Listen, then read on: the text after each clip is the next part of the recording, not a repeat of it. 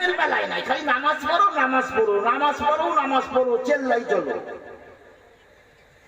আর ইয়া নবী সাল্লাল্লাহু আলাইহি ওয়াসাল্লাম হারাম, নবী নামে চুমা দেওয়া হারাম, জুলুস করা বেদাত, মাজারে চাদর দেওয়া হারাম, মাজারে ফুল দেওয়া শিরক, মা বাবার কদমুশি করা শিরক।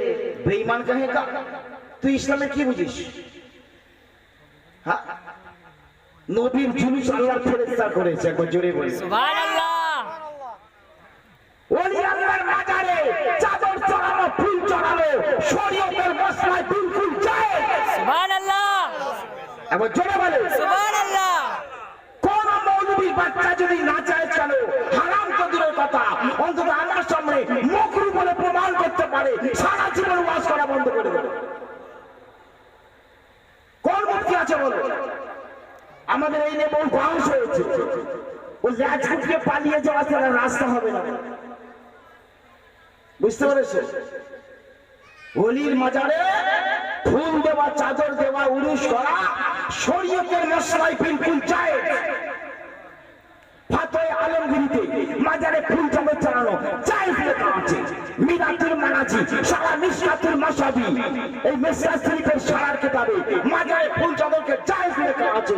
বুখারী শরীফের ব্যাখ্যা নুজাতুল কারি সারা বুখারীতে মাজারে ফুল চাদর চালানোকে জায়েজ লেখা আছে। বাহারে শরীয়তে মাজারে ফুল চাদর চালানোকে জায়েজ লেখা আছে। চাদর সমস্ত ওলি আল্লাহর মাজারে চড়ানো চলবে, আর কাঁচা ফুল সমস্ত মুসলমানের কবরে দেওয়া জায়েজ সুবহানাল্লাহ। আপনার বাপ মরে গেছে, ভাই মরে গেছে, কবরে কাঁচা ফুল দেবেন। রাসূল বলছেন কাঁচা ফুল আল্লাহ তাসবিহ পাঠ করে, যতক্ষণ ফুল কাঁচা থাকবে আল্লাহ পাক ওই বান্দার আযাব কালকা আল্লাহ মাফ করে দেবে সুবহানাল্লাহ। বুঝতে পেরেছো? খালি ভুকরি দিলে হবে না, দলিল প্রমাণ দিয়ে বলতে হবে। খুব ভালো করে বুঝবেন।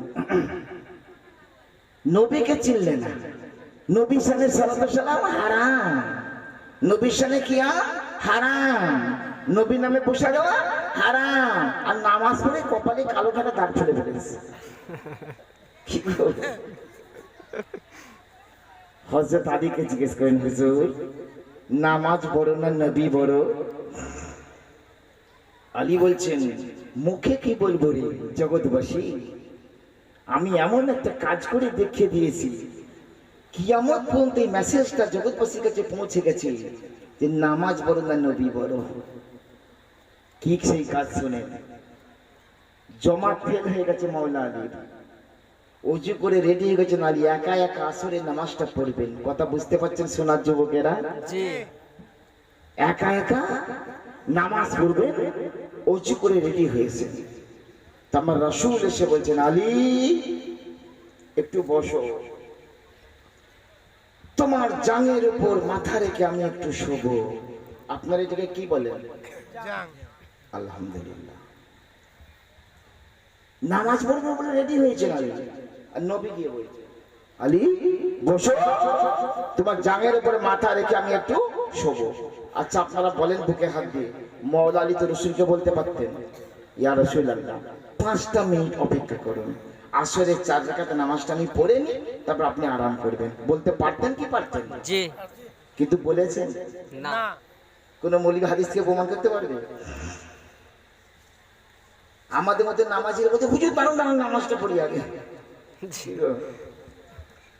সেনে কথা মাওলা আলী আর কাল বিলম্ব না করি নামাজ না পড়ে বসে পড়লেন। বলে নবী গো, আপনি আমার জাঙের উপর মাথা রেখে আরাম করুন। সুবহানাল্লাহ।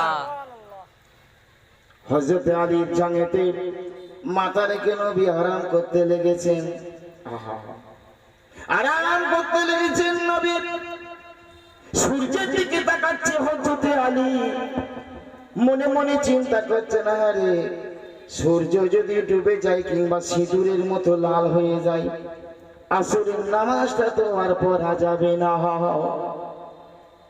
তাই কি করছেন, একবার সূর্যের দিকে তাকাচ্ছেন, আর একবার নবী মুস্তাফা নূরের চেহারার দিকে তাকাচ্ছেন। মনে মনে চিন্তা করছেন কি করব, হারে নবীকে তুলে দিয়ে নামাজ পড়বো নাকি নবীকে শুইয়ে রেখে আসরের নামাজ কাজা করে দেব? কি করা যায়? দুটানাই পড়ে গেছে হযরত আলী।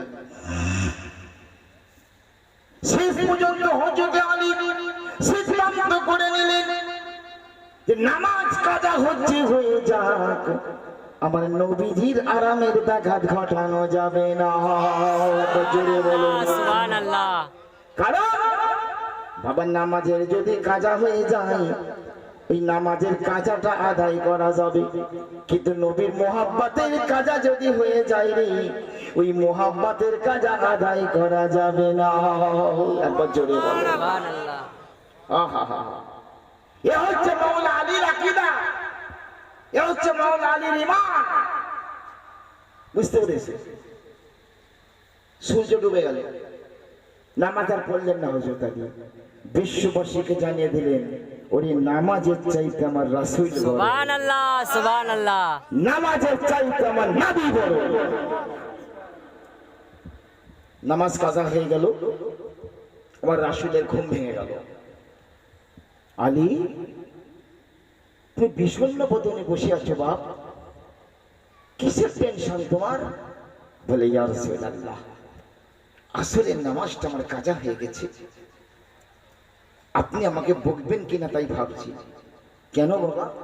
বলে ইয়া রাসূলুল্লাহ, জামাতের সঙ্গে তোমার নামাজটা পড়া হয়নি, আমি ওযু করে রেডি হয়েছিলাম আসরের নামাজ পড়বো বলে, কিন্তু ঠিক সেই টাইমে আপনি আমাকে এসে বললেন আলী তুমি একটু বসো, তোমার জানের উপর মাথা রেখে আমি একটু শোবো। হে প্রিয় রাসূল, আপনি আরাম করবেন বলছেন, আপনার আরাম করাকে বিলম্বিত করিয়ে দিয়ে, আপনার আরাম করাকে দেরি করিয়ে দিয়ে আমি আলী কেমন করে নামাজের দোহাই দেবো? কারণ এই নামাজ তো পেয়েছি আপনারই ওসিলায়। সুবহানাল্লাহ সুবহানাল্লাহ। হা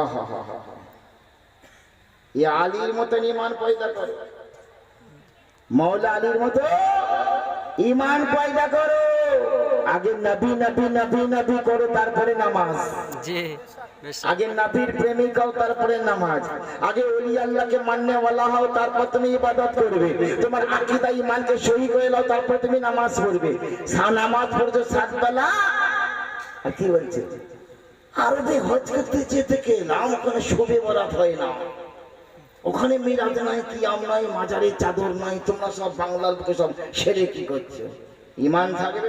জি না। হজ করতে যে তো হাজি না হয়ে পাজি হয়ে এসেছে, জি হ্যাঁ, উমরা করে তো গুমরা হয়েছে। এই খুব ভালো করে বোঝো। বলছি মক্কা মদিনা নবীজির দেশ, আমরা মক্কা মদিনাকে ফলো করব না। কে থেকে বলেছে মক্কা মদিনা ইসলামের দলিল? কোন দলিলে দেখাতে পারবে? মক্কা মদিনা ইসলামের দলিল? ইসলামের দলিল 4টে শুনুন। যারা মাদ্রাসায় উসুলে শাসি পর্যন্ত পড়েছে তারা এই মাসলাটা জানে। ইসলামের দলিল হচ্ছে 4টে, কোরআন, হাদিস, ইজমা, কিয়াস। একবার জোরে সুবহানাল্লাহ। কোথাও বলা নাই যে মক্কা লোকেরা যা করবে তোমরা তাই করো। কি গো? হ্যাঁ, মক্কা মদিনাকে দেখো, রাসূলের জামানার মক্কাকে দেখো, সাহাবাদের জামানার মদিনাকে দেখো, তো হিদায়াত পেয়ে যাবে। এই ওয়াহাবি বাদশা বর্তমানে বাদশাহী করছে, এই মক্কা মদিনাকে ফলো যদি করেছে তো ঈমান চলে যাবে। বেশক। 2012 সালে আমি হজ করতে গিয়েছিলাম। নবীর মাজারে যে রেলিং, হাজীদেরকে রেলিংটা মতো ছুটে দেয়নি, ওয়াহাবি পুলিশ দাঁড়িয়ে আছে, জানেন? ওয়াহাবি পুলিশ। আর আমার খাজা বাবা মঈনুদ্দিন চিশতি নিজের পীরের সঙ্গে হজ করতে গেছেন বাবা। আমার রাসূলুল্লাহর মাজারে গিয়ে নিজের বুকটা নবীর মাজারে চেপে ধরে খাজা উসমান হারুনি নবীর মাজারটাকে আকার করে ধরে রয়েছে। নবী গো, আমার মুরিদ মঈনুদ্দিন চিশতিকে একটু নেক নজর দি। একবার জোরে বলে সুবহানাল্লাহ। এরা রেলিংটা বলতে ছুটে দেয় না। এ বর্তমান সৌদিকে যদি লক্ষ্য করেছ, ঈমান থাকবে না বাবা। ওলি আল্লাহদের ফলো করো, গৌস খাজাকে ফলো করো, অলির মাজারে জালসা এসেছে, অলির মাজারকে ফলো করো। এই জায়গায় এলে কি হবে? আকীদা তৈরি হবে। আমার নবীকে নূর মানি, আপনারা মানেন? জি বেশক। একটু জোর সোরে বলুন তো, আমার বাবাজিরা বলেন, আমার সোনার যুবকেরা, তোমাদের বলতে হবে, নবী আমার মাটির নবী না নূরের নবী? নূরের নবী। জোরে সে বলো, নবী কিসের নবী? নূরের নবী। আহা হা হা। आला हजरत बोलছেন, या रसूल अल्लाह तेरी नस्ले पाक में है बच्चा बच्चा नूर का, तू है आईने नूर, तेरा सब घराना नूर। सुभान अल्लाह। हाँ, नबी तो नबी, नबीर सारा घराना नूर। सुभान अल्लाह। এবার জোরে বলুন সুবহান আল্লাহ। सुभान अल्लाह। এরা নবীকে চিনলো না, যে নবী মাটি তৈরি। বাংলাদেশের কিছু বেঈমান মৌলবি বেরিয়েছে, এর আবার মানুষকে বোঝাচ্ছে নবীকে মাটির নবী বলতে হবে। একজনকার নাম কি আমির হামজা, আরেকজনকার নাম কি রাজ্জাক বিন ইউসুফ, আরেকজন বেঈমানের নাম মতিউর রহমান মাদানী, আরেকজন বেঈমানের নাম মৌলানা শেখ আহমদুল্লাহ। এইসব বেঈমান গুলো লোককে বোঝাচ্ছে নবী মাটি তৈরি, নবী কি নূর বলা চলবে না। আর কোরআন বলছে কদ জাকুম মিনাল্লাহি নূরুম ওয়া কিতাবুম মুবিন, বেশক তোমাদের কাছে আল্লাহর তরফ থেকে একটা নূর গেছে এবং প্রকাশ্য কিতাব। সুবহানাল্লাহ। তাফসিরে জালালাইন, তাফসিরে ইবনে জারির, তাফসিরে আপনার ইবনে কাসির, তাফসিরে মাআলিমুত তানজিল, তাফসিরে খাজি, ওয়ার্ল্ড ফেমাস তাফসিরে কিতাব। এইসব কিতাবে লেখা আছে এখানে নূর বলতে আমার নবীকে বলা হয়। সুবহানাল্লাহ। সুবহানাল্লাহ। উহুদের ময়দানে যুদ্ধের সময় নবীজি যাবেন, যুদ্ধের কুটি বন্ধনটা কোমর বন্ধন। আপনারা যারা প্যান্ট পরেন, বেল্ট পরেন, এই তাকাও আমার দিকে, প্যান্টের সাথে বেল্ট পরে তো বেল্ট। যুদ্ধের সময় এতেই যুদ্ধের পোশাক পরে বেল্ট একটা পরতে হয়, এর নাম হচ্ছে কোটি বন্ধন। কট হচ্ছে কোটি, কোটি মানে হচ্ছে কোমর, কয়কার টয় হচ্ছে কোটি, কোটি মানে হচ্ছে 100 লাখ, বুঝতে পেরেছে? আর কট হচ্ছে কোটি, কোটি মানে কোমর, কোটি মানে কোমর বন্ধন, বেল্ট। আমার দয়াল নবীজি ওই কোমর বন্ধনটা কলিজার টুকরা বেটে আমার মা ফাতেমার হাতে দিলেন। মা ফাতেমারি এই কোটি বন্ধনটা আমাকে তুমি পরিয়ে দাও, আমাকে পরিয়ে দাও। মা ফাতেমা তিনি কি করছেন? ওই কোটি বন্ধনটা নিয়ে নবীজিকে পরাচ্ছেন। আমার দিকে তাকাও, নবীকে পরাচ্ছেন, ফলস হয়ে গেল। আচ্ছা বলেন, আমি এই যে মাইকের স্ট্যান্ডটা দেখছেন, আমার দিকে তাকাতে হবে সবাইকে, নাহলে ওয়াজ বুঝতে পারবে না। এটা মনে করেন একটা দড়ি, এটাকে বাঁধলে বাঁধা যাবে তো? যাবে কি যাবে না? আর আমি যদি এইটা বাঁধি, এটা গিট পড়ে যাবে, কোনো কিছু বাঁধা যাবে? জি না, ফাঁকা তো। আমার নবী বসে রয়েছে, আমার মা ফাতেমা খাতুনের জান্নাত কোটি বন্ধন টানে নবীকে ব্যাগ দিয়ে বাঁধছেন, তো ফলস হয়ে যাচ্ছে। সুবহানাল্লাহ। যখন ফাঁকাই বাঁধলে যেমন ফলস হয়, ফলস হয়ে যাচ্ছে। দ্বিতীয়বার চেষ্টা করছেন মা ফাতেমা, আবার ফলস হয়ে যাচ্ছে। তৃতীয়বার চেষ্টা করলেন মা ফাতেমা, আবার ফলস হয়ে গেল। আমার নবীজি মায়ার নবী, দয়ার নবী মুচকি হাসিয়ে বলছেন, ফাতেমা কি ব্যাপার গো ফাতেমা, তুমি বাঁধতে পারছো না? বলে আব্বাজান কি ব্যাপার, আমি যতবার বাঁধতে যাচ্ছি ফলস কেন হয়ে যায়? বলে ফাতেমা এবার তুমি চেষ্টা করো, বাঁধতে পারবে। মা ফাতেমা চতুর্থবার বাঁধতে গেলেন, অনায়াসে নবীর কোমরে পরিয়ে দিলেন। ফাতেমা বলছি, ইয়া রাসূলুল্লাহ, আব্বাজান কি ব্যাপার, কি ব্যাপার? তিনবার ফলস হয়ে গেল। আমার নবী বলেছিলেন, ফাতেমা যে তিনবার ফলস হয়ে গেছে ওটা ছিল আমার নূরের রূপ। সুবহান আল্লাহ একবার জোরে বলুন, বাবা নূরকে কেউ কোনোদিন বাঁধতে পারে না। একবার জোরে জোরে সুবহান আল্লাহ বুঝতে পেরেছে। আর চতুর্থবার যে তুই বেঁধে ফেলবে, এটা হচ্ছে আমার বাসারি রূপ, মানুষের রূপ। এই 24 পরগনায় আপনার মেদিনীপুরের মন্তা গ্রামের মুসলমান অলির জালসায় যারা এসেছেন শোনেন, আমার নবী হচ্ছেন আপাদ মস্তক নূর। সুবহান আল্লাহ আপাদ মস্তক নূর। নূর। ওই নূরকে আল্লাহ বাসারিয়াতের পোশাক পরিয়ে, মনুষ্যত্বের পোশাক পরিয়ে আপনাকে আমাকে হেদায়েতের জন্য দুনিয়ায় পাঠিয়েছে। আহা, ওই নবী নূরুনি আল্লাহ নূর। একবার জোরে জোরে, ও নবী নূরুনি আল্লাহ নূর, ও নবী সমস্ত নবীদের হুজুর।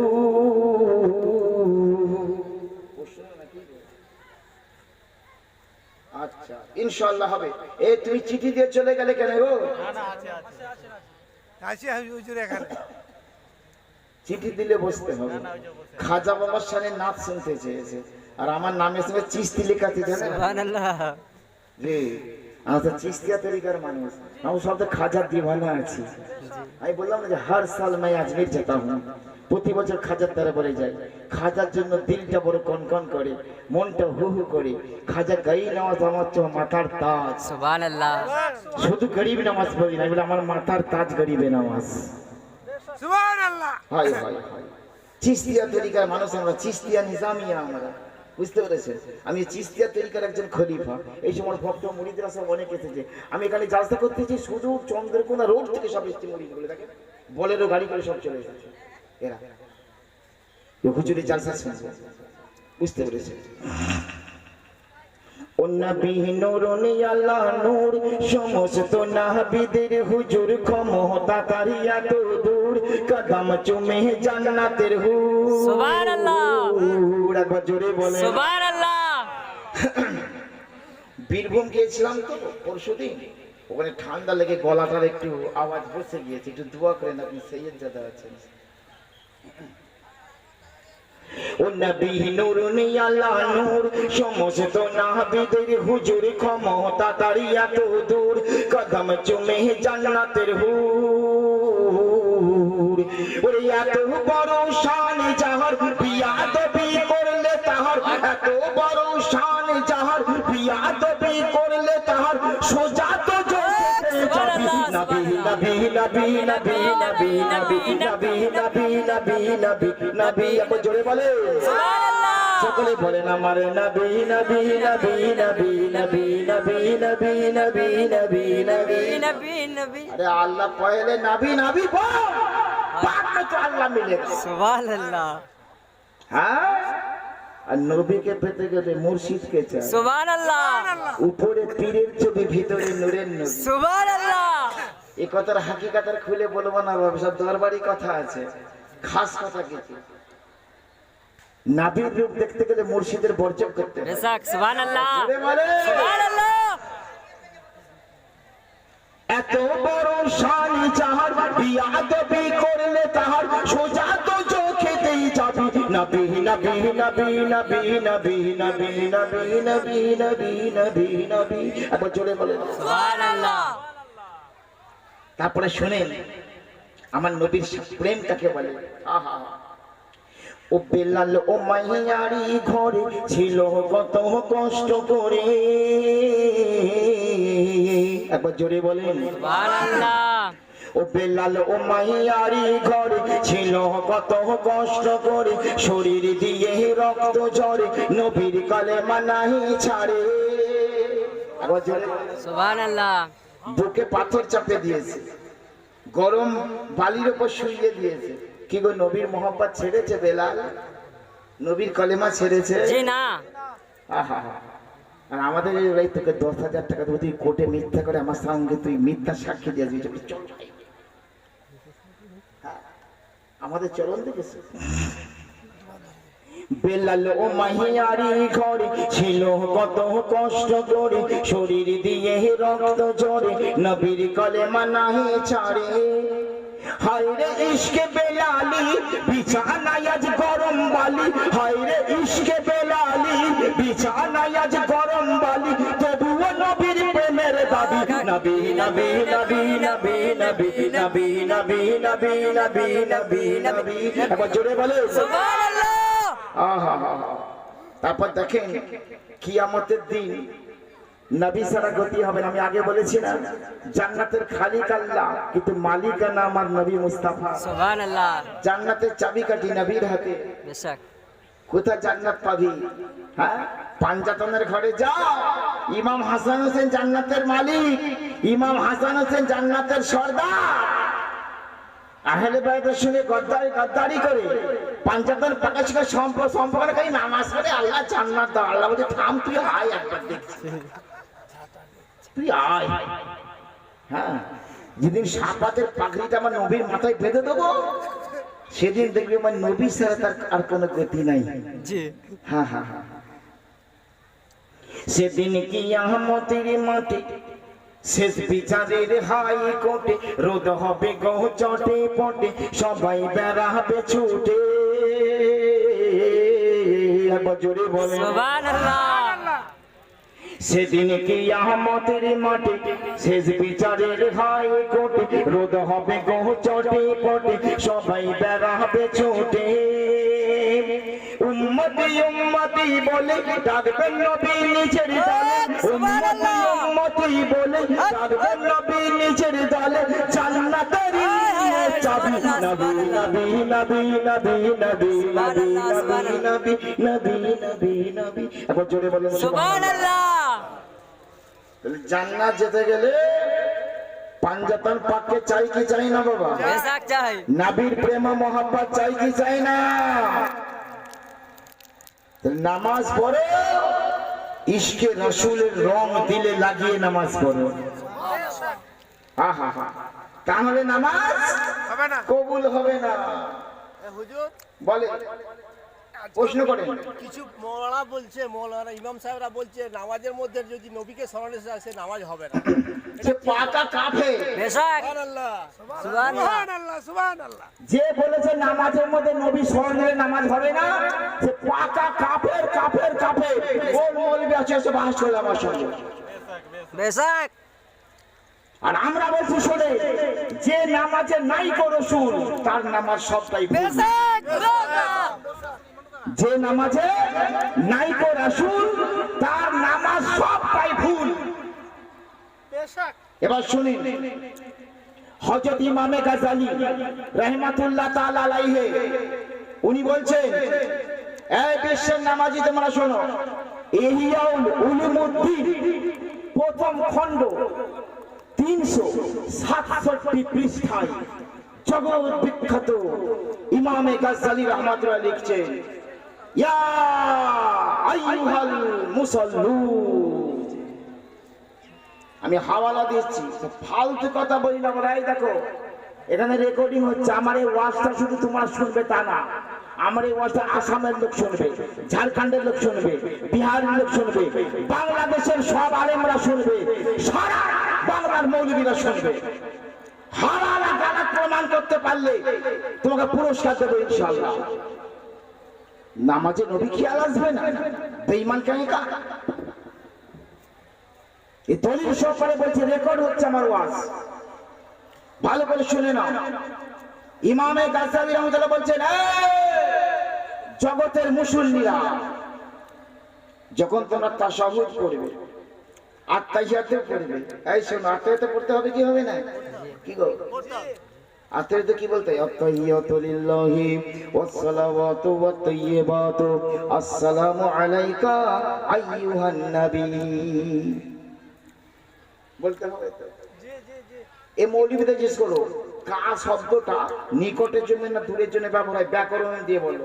এ মৌলানা শরফুল ভাই আমার সাথে টাইটেল পাস করেছে কলকাতা আলিয়া মাদ্রাসা থেকে। क्यों का शब्दটা करीब के लिए इस्तेमाल होता है ना, निकटेर जন্য ব্যবহার হয়। আলাইকা নবী গো আপনার উপরে আমার সালাম। যদি নবীকে দূর মনে করো বাবা, ঈমান থেকে দূর হয়ে যাবে। বেশক কার মানে আপনার, আপনার উপরে নিকটের জন্য ব্যবহার হয় নবী গো, আপনার উপরে আমার সালাম। একবার জোরে বলো। সুবহানাল্লাহ। এই জন্য ইমাম গাজ্জালী বলছেন কি, ওয়াহাজির ফি কলবিকা নবী সাল্লাল্লাহু আলাইহি ওয়াসাল্লাম রাসাকসাহুল কারি। ওরে জগতের মুসল্লিরা, নামাজিরা, তোরা যখন নামাজ পড়বি তোদের হৃদয়ের মধ্যে নবীকে হাজির নাজির মনে কর। সুবহানাল্লাহ। ওয়াহাজির হাজির যা, নবীকে প্রেজেন্ট মনে করো, নবীকে হাজির মনে করো। হাজির মনে করি খান দেবে তা নয়, ওয়াসাকসাহুল কারীম, তার ব্যক্তিত্বের প্রতি তুমি সম্মান প্রদর্শন করো। ভাবো যে আমার নবী হাজির নাজির রয়েছেন, সম্মান প্রদর্শন করো। ফাকুল, তারপরে বলো আসসালামু আলাইকা আইয়ুহান নাবিয়্যু ওয়া রাহমাতুল্লাহি ওয়া বারাকাতুহু। নবী গো, আপনার প্রতি আমার সালাম, আল্লাহর রহমত এবং বরকত আপনার উপর। একবার জোরে বলেন সুবহানাল্লাহ। নবীকে হাজির জেনে নামাজ পড়তে বলছে। বুঝতে পেরেছেন?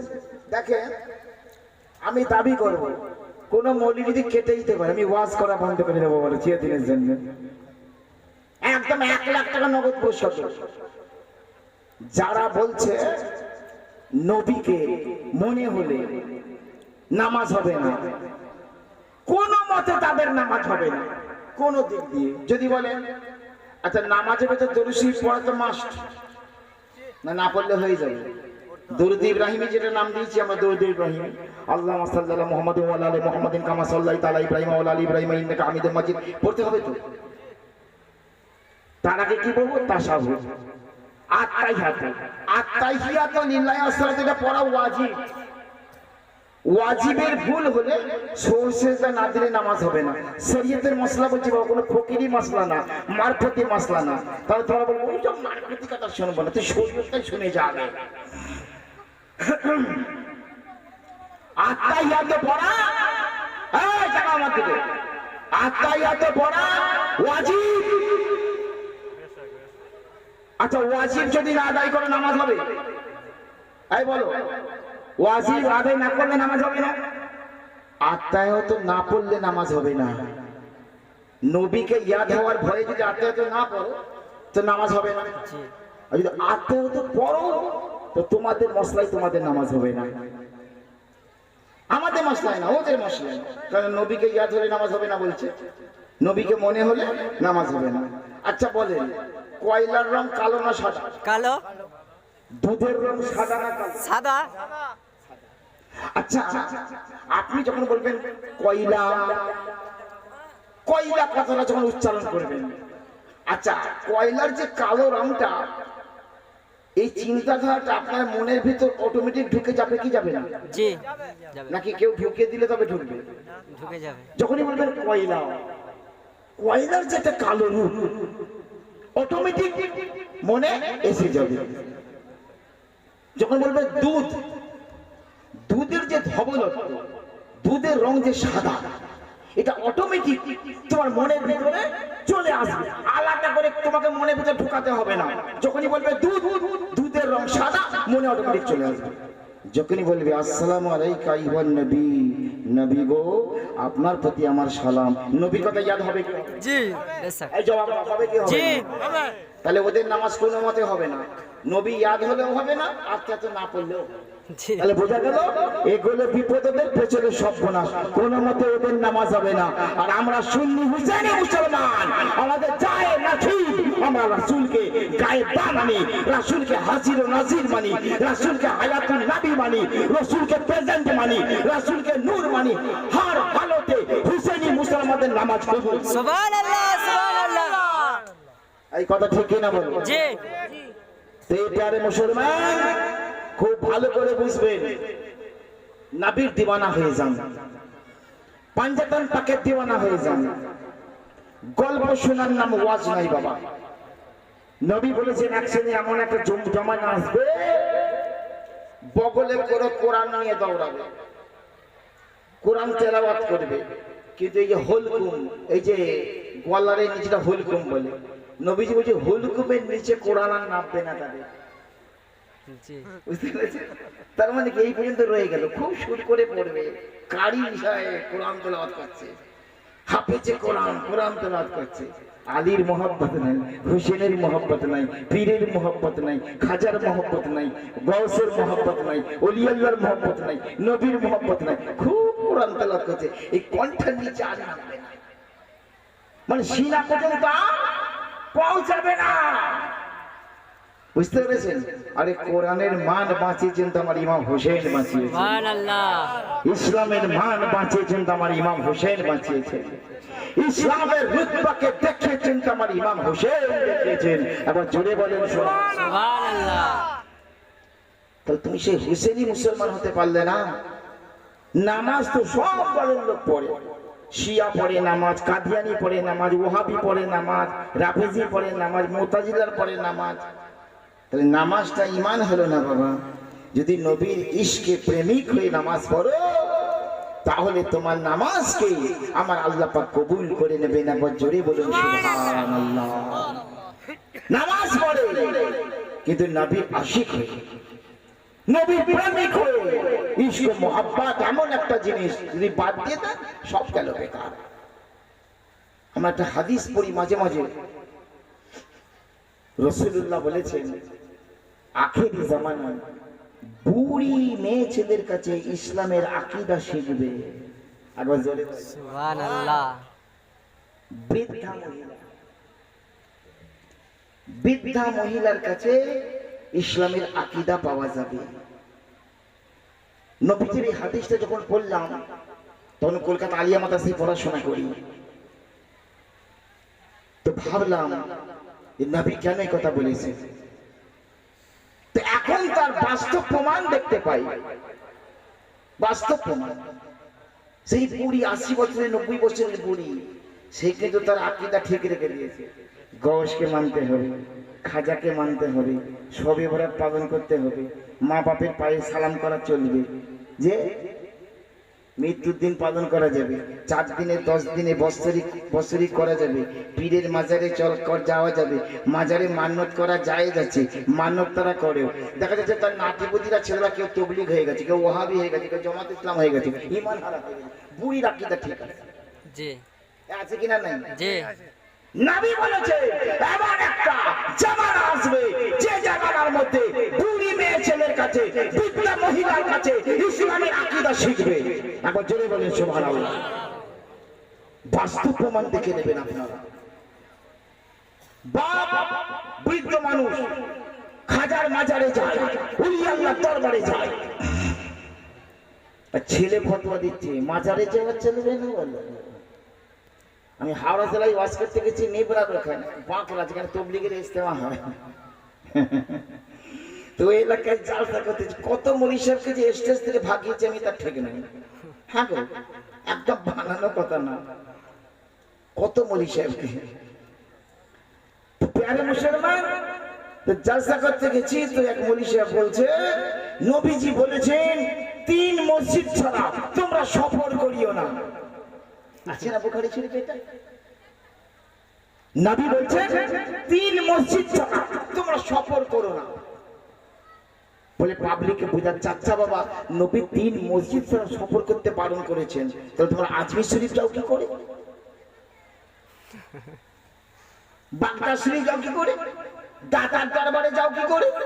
ওলি আল্লাহর দরবারে যাও কি করে? নবী তো 3 মসজিদ ছাড়া যেতে বারণ করেছেন। 3 মসজিদ বলতে কাবা শরীফ 1 নম্বর মসজিদ, মদিনার মসজিদে নববী বসেন 2 নম্বর মসজিদ, আর বাইতুল মুকাদ্দাস। কিছু বলছেন? আর যারা বাইরে বাইরে ঘুরছেন চলে এসে বসে, এইসব ভাইটাল কথা পাবে না বাবা, এইসব গল্প গুজবের ওয়াজ না। অন্তরে যদি রাখতে পারতো ঈমান মজবুত হবে ইনশাআল্লাহ। বসেন, ও যারা আসবে না বাবা, কিছু ঘোরা পাটি থাকে, বসো। ভালো করে শোনো, 3 মসজিদ ছাড়া নবী পালন করেছেন সফর করিও না। কোন কোন মসজিদ? কাবা শরীফ, মদিনার মসজিদে নববী, বাইতুল মুকাদ্দাসের, বাইতুল মুকাদ্দাস জেরুজালেমের বাইতুল মুকাদ্দাস, 3 মসজিদ। নবী বলে 3 মসজিদ ছাড়া সফর করিও না। এই হাদিস থেকে যে ওয়াহাবিরা মানুষকে বুঝাচ্ছে আজমির যাওয়া চলবে না, বাগদাদ যাওয়া চলবে না, বাড়ি থেকে নিয়ত করে কোনো ওলির মাজারে যাওয়া চলবে না। দেখো হাদিসে নবী বলেছে 3 মসজিদ ছাড়া সফর করিও না। আর যে মৌলবী বলছে সে তো তবলিগ জামাতের আমির সাহেব। তা আমি বললাম যে ঠিক আছে, নবী তো বলেছেন 3 মসজিদ ছাড়া তোমরা সফর করো না, তো তোমরা যে সারা দেশের মসজিদগুলো ঘুরে ঘুরে বেড়াচ্ছ এটা কি হবে? কি করো? এই মসজিদ, ওই মসজিদ, সে মসজিদ, মন্তার মসজিদ, তমকার মসজিদ, এই তমলুকের মসজিদ, এই হিজলির মসজিদ, এই কেশপুরের মসজিদ, এই মুকবাসনের মসজিদ, সব মসজিদে ঘুরে ঘুরে বেড়াচ্ছ। নবী বলেছেন 3 মসজিদ ছাড়া সফর করিও না। আর তোমরা সব মসজিদে মসজিদে ঘুরছো, ব্যাপারটা কি? বেদাতি তো তোমরা। নবীর কথা বুঝতে পারোনি। নবী বলেছে ওরে বাইতুল মুকাদ্দাসের নামাজ পড়লে 25 গুণ সওয়াব বেশি, আর 25 গুণ বেশি সওয়াব।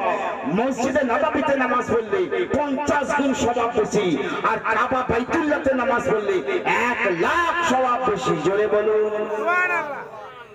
এই জন্য নবী বলেছেন যে অধিক সওয়াবের আশায় তোমরা 3 মসজিদ ছাড়া অন্য মসজিদে সফর করিও না। একবার জোরে বলো। নবীর কথার মর্ম বুঝতে পারলেন?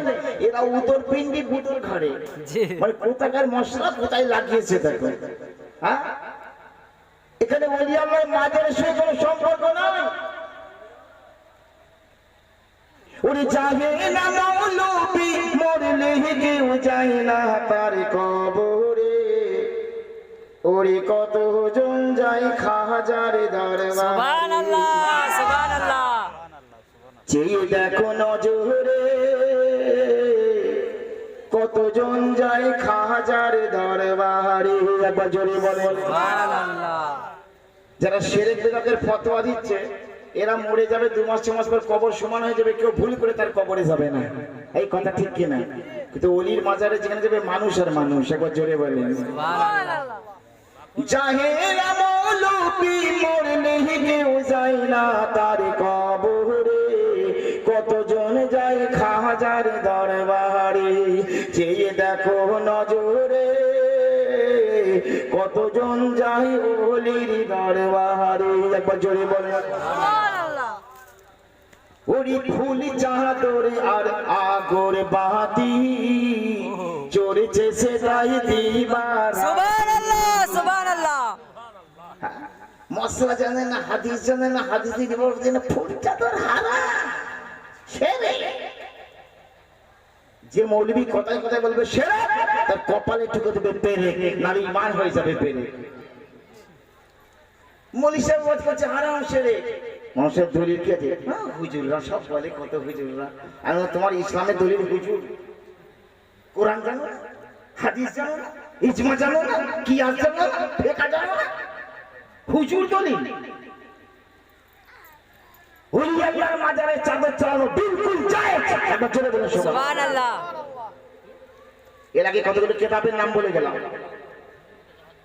ওরে ফুলি চাদর আর আগর বাতি চড়েছে সেটাই দিবারাতি। সুবহানাল্লাহ। আল্লাহর ওলির শান দেখিয়া ওহাবিরা চলে রে, কতজন যায় খাজার দরবারে। চেয়ে দেখো নজরে কতজন যায় খাজার দরবারে।